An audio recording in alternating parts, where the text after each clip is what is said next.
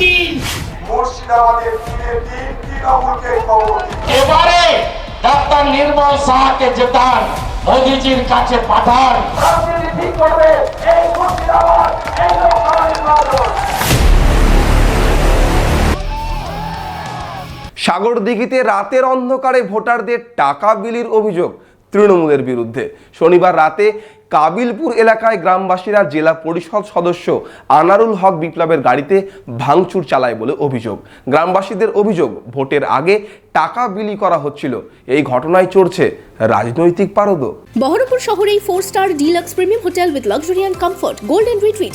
এখানেই জেলার একমাত্র ডিস্কোথেক, আছে রেস্টুরেন্ট, লাউঞ্জ বার, অত্যাধুনিক gym, spa, swimming pool, club মেম্বারশিপের সুযোগ। বহরমপুর শিল্প তালুকে গোল্ডেন রিট্রিট।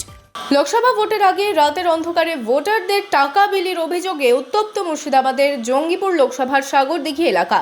7ই মে ভোট জঙ্গিপুরে। তার আগে শনিবার রাতে সাগরদিঘির কাবিলপুরে জঙ্গিপুরের তৃণমূল প্রার্থী খলিলুর রহমানের ভাইপো হন তথা মুর্শিদাবাদ জেলা পরিষদের সদস্য আনারুল হক বিপ্লব গাড়ি নিয়ে ভোটারদের প্রভাবিত করছিল বলে অভিযোগ।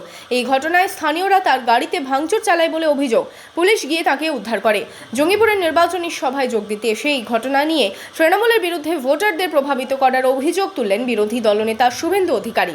গুন্ডারা সাবধান, আজকে সন্ধ্যা 6টার পরে গতকাল ওই বিপ্লব ধরা পড়েছে।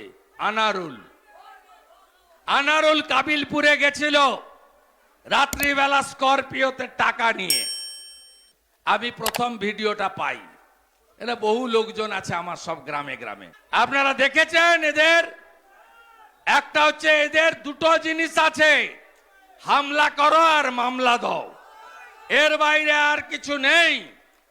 আপনারা সবাই বুথে লড়ে নেবেন তো। যদিও অভিযোগ মানতে নারাজ জঙ্গিপুরের তৃণমূল প্রার্থী খলিলুর রহমান। এটা সম্পূর্ণ ভিত্তিহীন, মিথ্যা খবর। এটা ষড়যন্ত্র করে কংগ্রেস বা জোটের পায়ের তলায় মাটি সরে গেছে, যার জন্য তিনারা এরকম একটা এলিগেশন লাগিয়ে গাড়িটাকে ভাঙচুর করেছে। আমাদের পুলিশ প্রশাসনের প্রতি ভরসা আছে, তারা ঠিক ব্যবস্থা নেবে। মাঝে একটা দিন, আজই শেষ ভোট প্রচার। তার আগে জঙ্গিপুরে ভোটারদের প্রভাবিত করার অভিযোগে সরগরম। Bureau report, imagine community media.